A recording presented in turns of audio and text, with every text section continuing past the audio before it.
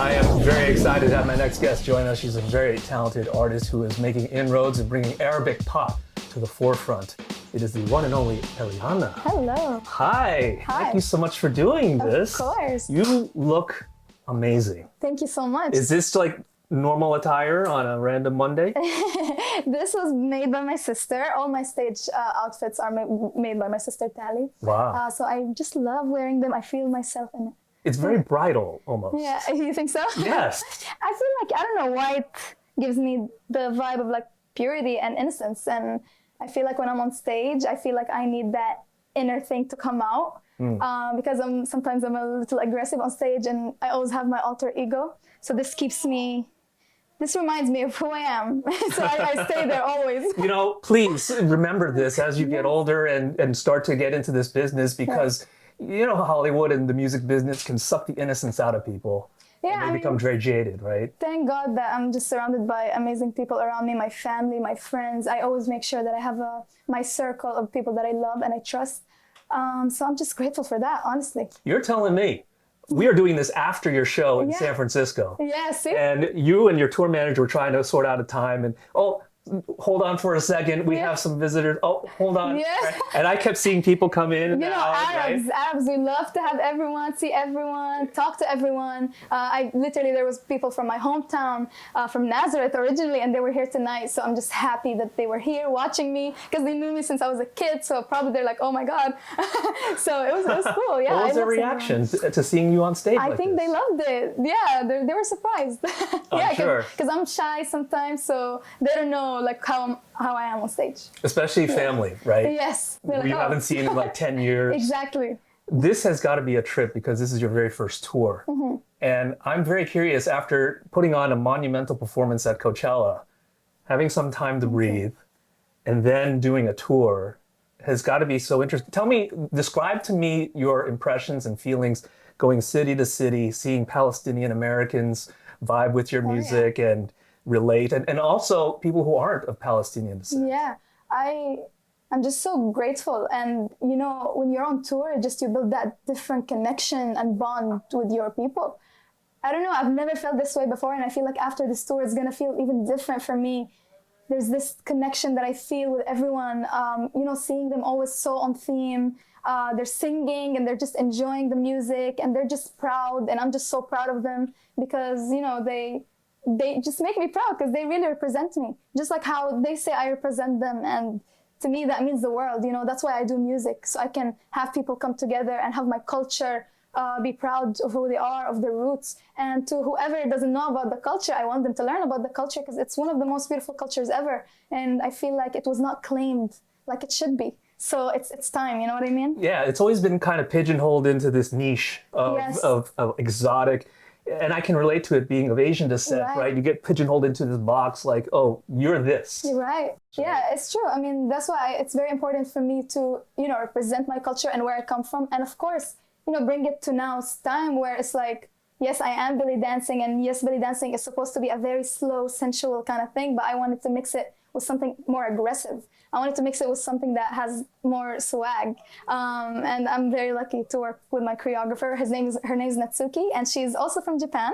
And she's, you know, she brings her culture into my world. I bring my culture into hers. So that collaboration is just so beautiful and different. What is it like being an immigrant, which you've spoken about proudly in the past, where you're now immersed in California, which is so diverse? Right. You know, the Japanese choreographer, you can walk down the street and there's a Spanish person, a Mexican person, and so forth and so on. I love it, because that inspires me. I come from a background of, you know, I'm also part Chilean. I was born and raised in Nazareth. I live in LA. And it's just such a gift to be able to learn from people's cultures and know more about them. And that inspires me. It inspires my music, my fashion, my looks. Because I don't like to be, you know, just in one box. I like to, you know, take from everything around me and just observe everything around me. What's your favorite thing about LA so far?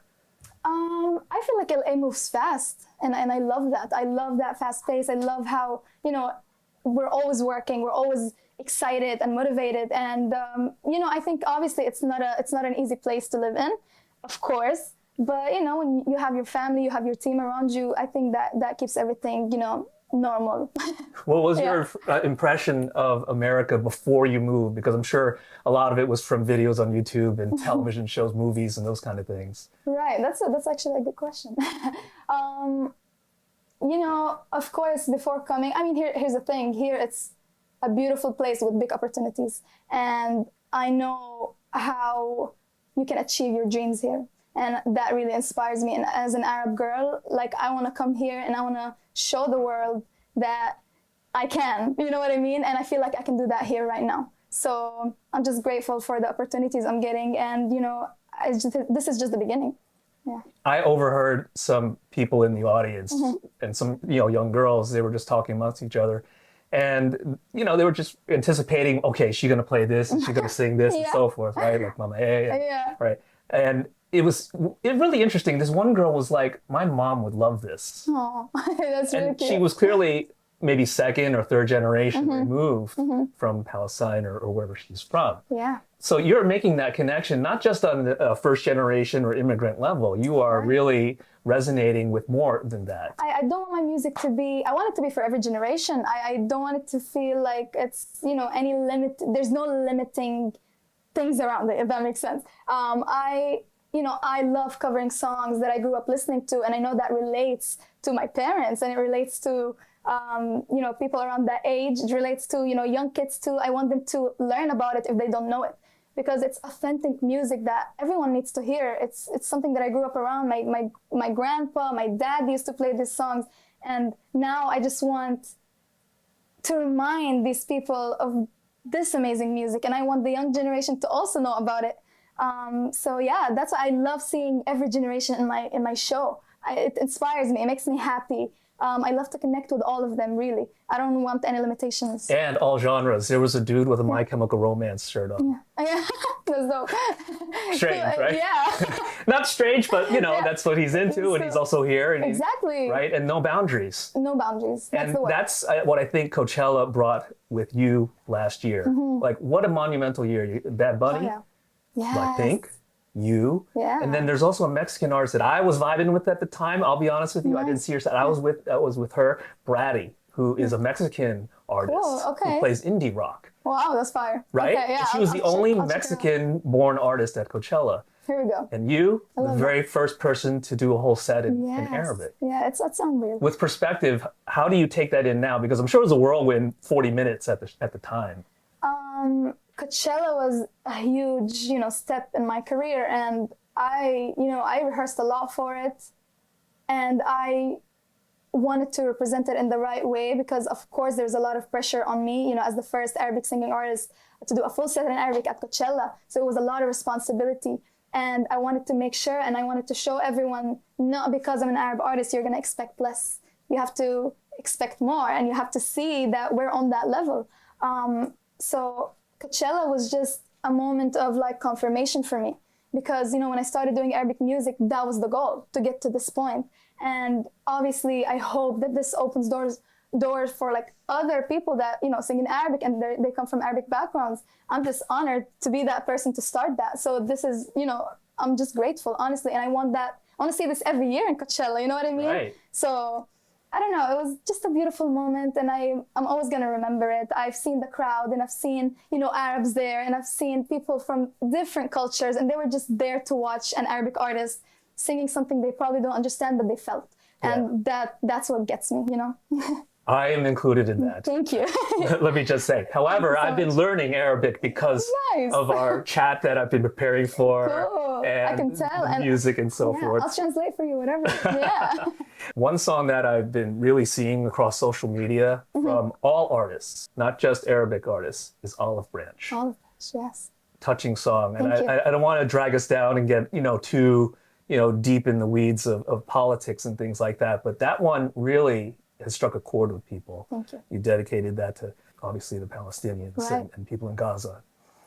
What inspired that? How fast was that to write? Were you watching things on video, on your phone, on TV that inspired that? This song is such a special song. It really started with the keys on the piano my brother was playing, and of course, seeing everything happening like that to your people, it's very hard to see and watch. especially being far away. So, you know, as an artist, as I always say, my tool is to write, is to sing and be an artist and try to spread the message as much as I can. So Olive Branch was that kind of song. And I just, you know, I wrote that song with my mom, with my brother. So obviously it's super personal to me and to them. We all pray for my people, obviously.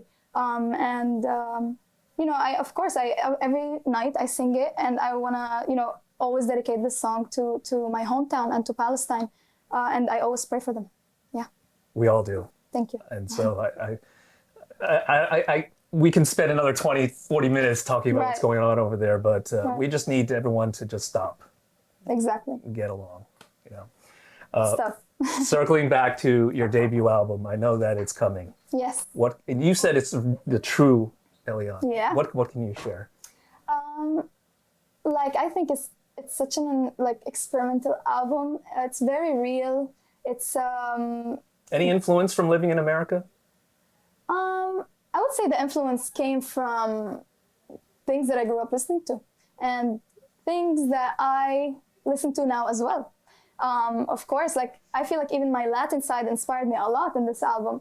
And, you know, all the Arabic synth coming from Syria, you know, Al-Sham, all this, the Levant, I got so inspired by that. And of course I got inspired by a lot of things from Algeria and like Morocco. And it was just a very interesting mix of a bunch of things that I just loved. And I just wanted to put them all together, because sometimes people try to mix things together and it does not feel right or raw or real. And for me, I just really spent so much time on this album to make sure it's where it should be, and it's, you know, the right sound with the right message, and it just has to feel real from Elyanna to her fans.